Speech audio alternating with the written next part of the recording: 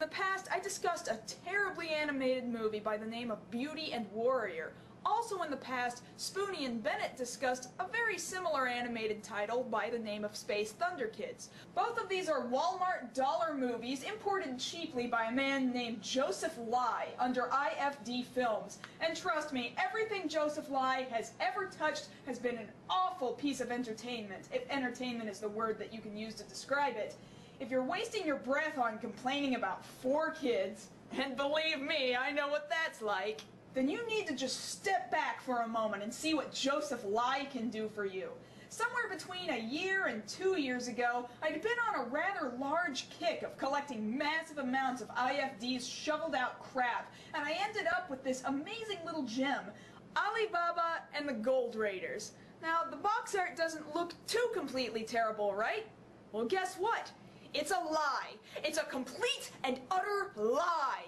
Why do I say that? Because this is quite honestly the worst piece of animation I have ever seen in my entire life. You think I'm over-exaggerating? I'm not. Dear God, I wish I were. I legitimately don't believe that a worse piece of animation done and sold by any studio that isn't a college project anywhere out there in the world could possibly be any worse than Alibaba and the Gold Raiders. Feel free to prove me wrong. I would love to know that somebody out there did it worse. On second thought, no, I wouldn't. Because if this is the worst piece of animation out there, I can't imagine animation getting any worse. And yes, this is an import. Where is it from? What was it originally called? I have no freaking idea. But I do indeed know it was imported. See, not only is that what Joseph Lai and IFD specialize in, but the credits specify some animation studio by the name of Gaba Studio Yogyakarta. I can't find anything about this studio anywhere. Can somebody please get me more information? Anyway, why keep you from this horror any longer? Let's take a look. What's scary is that, much like Joseph Lai's other films, the movie features a trailer for the exact same movie directly before the movie begins. But finally, after that's done, the movie can begin. Oh goody, 'cause that trailer sure has me pumped! Okay, before we can even get anywhere, I just want to say that there's so much going wrong with the opening sequence that I don't even properly know where to begin. There's god-awful CG background rendering, terrible looping animation of people riding horses, audio that doesn't sync up with the horse's foot clopping, and just plain bad art all around. Not to mention, I don't think I've ever seen a movie move forward more slowly in my entire life.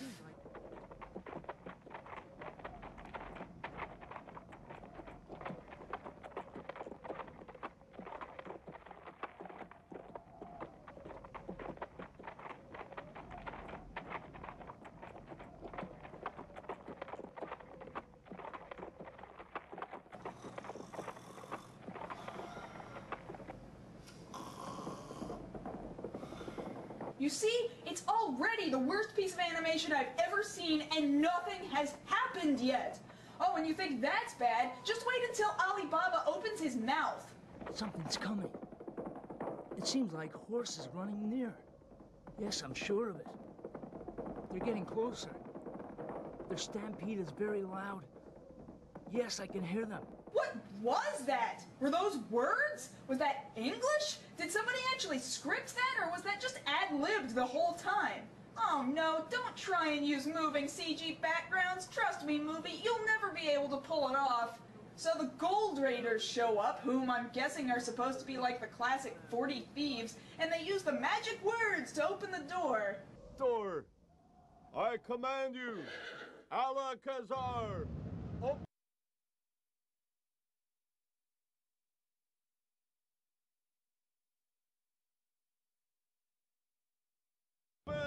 sesame! You know, I love how pretty much every time the phrase gets used in the movie, the door begins to open before anybody is even done saying the magic words. So first we watch the Raiders ride in, and then we watch the Raiders ride out. What was the point of that? After a while, the movie starts trying to add crazy Hanna-Barbera cartoon sound effects in, which feel really forced because there's nothing funny ever happening on the screen to warrant an amusing sound effect. Alibaba uses the magic words and walks in the cave. Whoa, this CG hall looks scary. We better take it real slow. What does he see inside? Tons and tons of glowing CG gold. Sure, because gold itself is iridescent. Everybody knows that. We cut back to town where we meet Alibaba's wife. This is where the movie really starts looking like something off the CDI. And the woman just doesn't stop talking. Oh, what shall I do for him? Maybe a big hug will be nice. Oh, I wonder what's keeping him. He's been gone for hours. He's usually not this late. Maybe I should start preparing dinner for him, but I don't know how late he'll be. Oh, I hope he likes my new blouse. Lady, you're all by yourself. Who are you even talking to? I think you must have changed subjects 3 times in all of that. How did you even do that? But Alibaba comes home and shows his wife what he's found. And live every day in luxury, just like the king and queen. We're rich now and no one will ever look down on us. Oh God, please animate something! So in this incredibly awkwardly acted conversation, Alibaba suggests that he starts giving away the money, especially to his brother Kasim Baba. As far as I understand in the original Alibaba story, Ali owed Kasim money on a loan, but that isn't really well covered here. Kasim apparently has a magic measuring bowl that will help them count the gold, so Ali's wife goes to Kasim's place to try and borrow it. And the conversation that takes place here is what makes me more than positive that not only was nothing ever translated, but nothing was actually written. That's Yeah, the one sister. Alibaba asked me to borrow. What are you going to do with it? Measure water? Is that what you think? Oh, it's nothing, really. Cotton? Cotton? Rice? No, of course not cotton. Rice, Flour? flour, Candy? wine, Water? candies, Cereal? cereal, Fish? What? snakes. Oh. What a mess! What the hell is even happening? Alibaba's no businessman or trader. What? What did he call him? Alibaba's Alabama? How is Alibaba so hard to say? Anyway, Alibaba's wife uses the bowl to measure the gold, but Kasim is suspicious and wants to find out what's up. Darling, is there anything wrong with the bowl? Let me see. There must be something different. What do you think Alibaba is doing with the bowl? I don't know. Let's turn the bowl around and shake it. Geez, if you want to know what's in the bowl, just look inside it! And hey, what the hell is happening with Kasim's stomach? What is this? Well, inside the bowl, Ali's wife managed to leave a single gold coin. Well, it must be completely magical or something, because it would appear to randomly change size, get thrown up in the air by nobody in particular, and only flip in the air part way and then flip back in the other direction. Anyway, Kasim now confronts Alabama about the gold coins, and yet another awkward conversation. It was those raiders. That's who it was. So you're a gangman now. Of course not. Don't be silly. Don't you deny it. I'll tell everyone around the corner that Alibaba's making money with the raiders.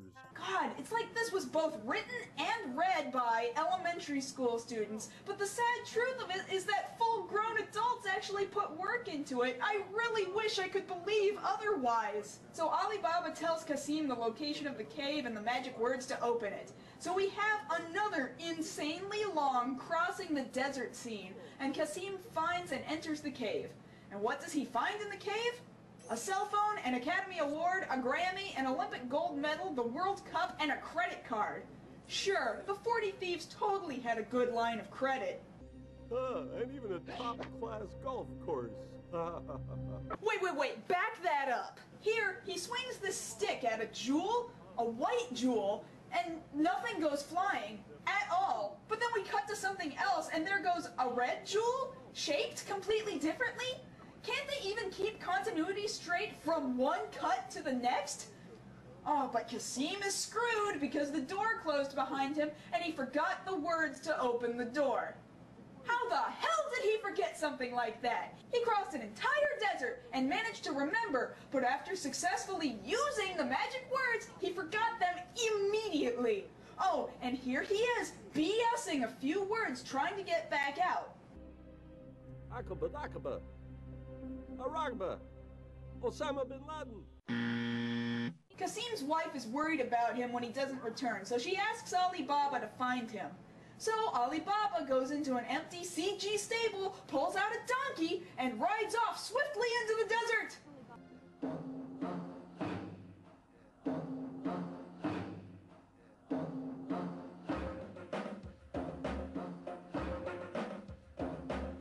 Or, you know, at a snail's pace, that works too. I guess he's not that concerned about his brother after all. So we get to watch Alibaba slowly ride all the way out there, then come all the way back, and then learn nothing. Well, I guess we can assume he's dead. Moving on. Back at the Gold Raiders cave, the Raiders talk about who could possibly be responsible for giving out the password for the cave. Kasim Baba Boss. But how could he break into our place? Wait, back this up. What's going on with the Raiders? Okay, one's wearing a Batman t-shirt, another one is John Lennon, another guy has a lightning tattoo, there's some kind of samurai, and I'd almost say that the others are trying to be caricatures of other people, but I haven't a clue who they're supposed to be. Is this supposed to be funny? Because I'm not laughing. I'm too confused to find it funny. So after an incredibly long, uncomfortable conversation, the boss pays his underlings to find out who let Kasim in the cave. Here's $100. Go get him and bring him back by tomorrow morning. That's what $100 looks like? Man, I've been way off this whole time. Next, wait, who is this supposed to be? Shorts? T-shirt? Sneakers? What the hell? I'm sorry, I cannot help you. You're a shoemaker, aren't you? Shoemaker? What? Sneakers? Huh? What the hell is even going on? What happened to the story? Who are these people? What is happening? So somehow, all of this leads the fat guy on a horrendously looping walking animation up to Kasim Baba's house. Using a piece of chalk, the fat ass marks Kasim's house and then scoots away.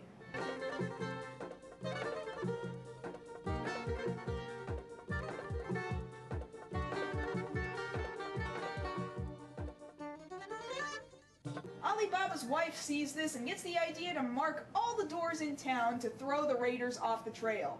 Which is when the most shocking part of the entire movie happens. Here, take a listen.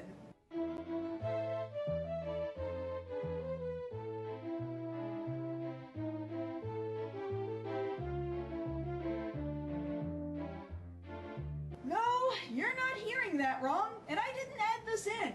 That's right, it's a MIDI version of Prince Ali, straight out of Disney's Aladdin. Where do you get off doing that, movie? Where do you get off doing that? It isn't even a good MIDI. The Aladdin game for the Sega Genesis had a version of Prince Ali that was far superior to this.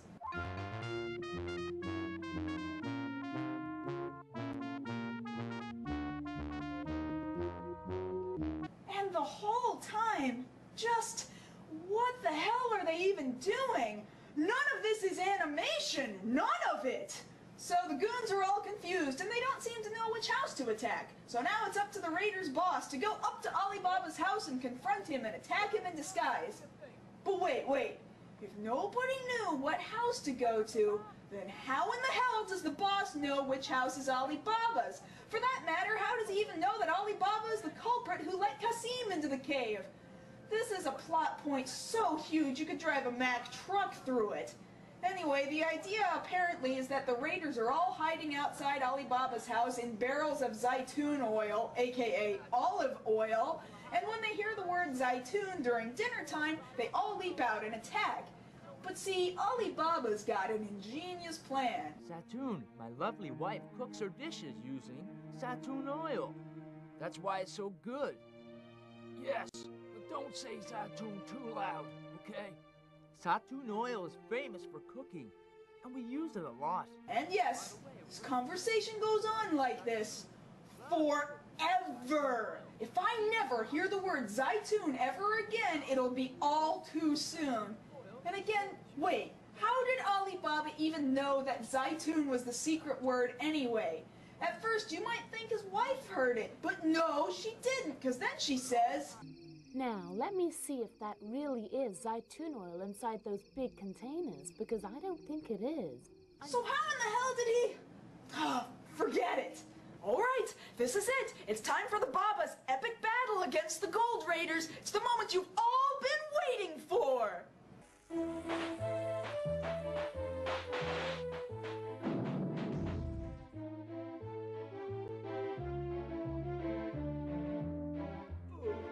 Oh, come on!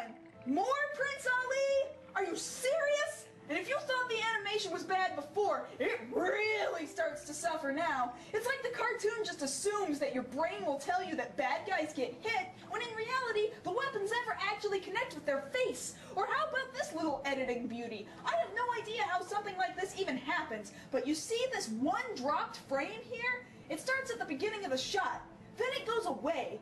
Then, watch the rest of the shot.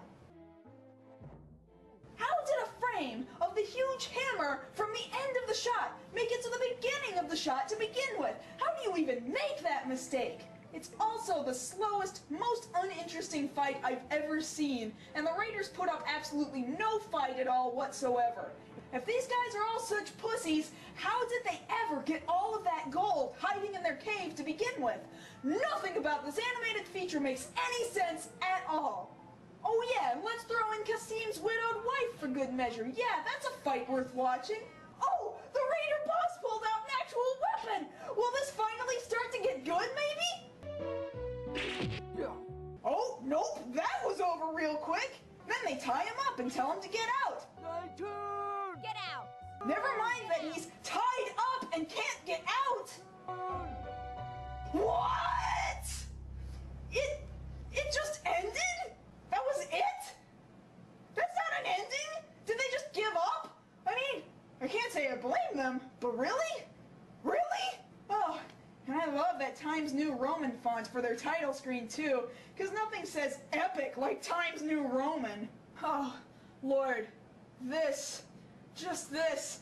You know, I don't typically like to curse or anything, but this is shit.